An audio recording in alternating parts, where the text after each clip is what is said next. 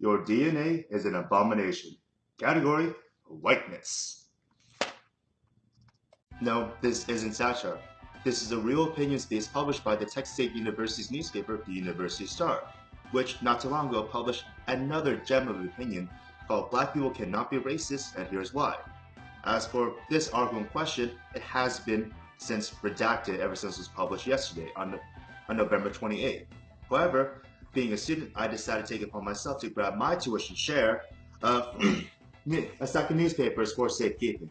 The most obvious problem is the title, which is not only misleading but contradictory to the mission of the article. The column attempts to deconstruct the white identity as a mere social construct that can be easily abandoned, while the bold print clearly reads, "Your DNA is an abomination." Case in point, in the sixth paragraph, which states, "You were not born white, you became white, you actually choose to become white."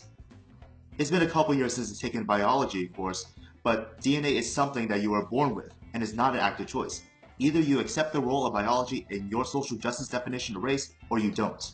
In the fourth paragraph, the author states that these semantics on race upholds a white supremacist society, without outlining the criteria for said supremacist society to see if we fit in his definition. Instead, shockingly, he brings up white privilege. My objection with the term white privilege is that race is one out of many variables affecting one's life other than skin color. So pardon me if I find this fixation on race, when class and nationality are arguably more significant, to be needlessly reductionist. Going back to the sixth paragraph, colored my color behind surprise when the blasted crusades have to be brought up again.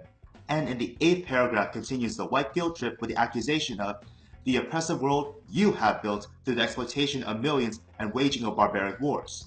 No white person today has participated in the crusades, but to invoke this rhetoric is to charge an entire race with a crime because the actions of those generations removed. Not to get too biblical here, but the sins of the father belong to the father, not to the son. Additionally, no matter your opinion on the crusades, which is another topic, what isn't debated is that the participants were individuals, and these actions, like all actions, should fall on the responsible individuals, not diluted to an entire population by association.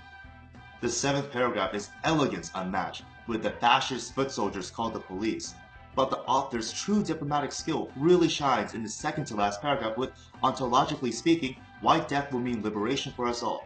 To you good-hearted liberals, apathetic nihilists, and right-wing extremists, accept this death as a first step towards defining yourself as something other than the oppressor. Because why not burn all the bridges between you and your bitter rivals, your berated allies, and the apolitical public who, by the way, have even more reasons to be apolitical? The purpose of any piece of political writing is to convince your intended audience. Outside of a white liberal with white guilt and a white savior complex to match, who is actually going to be convinced by unprovoked belligerence and undeserved shaming? This is another embarrassment to university, as if we don't already have enough to be embarrassed about. However, the article has been immediately redacted, and the editor has published a note. I have the link to the editor's note and the picture of the full article in the comment section below, so you can read and form your own opinion. Thank you kindly for watching. I'm Kristoffer Ian Celera, and while some people say white is over, I say white's okay.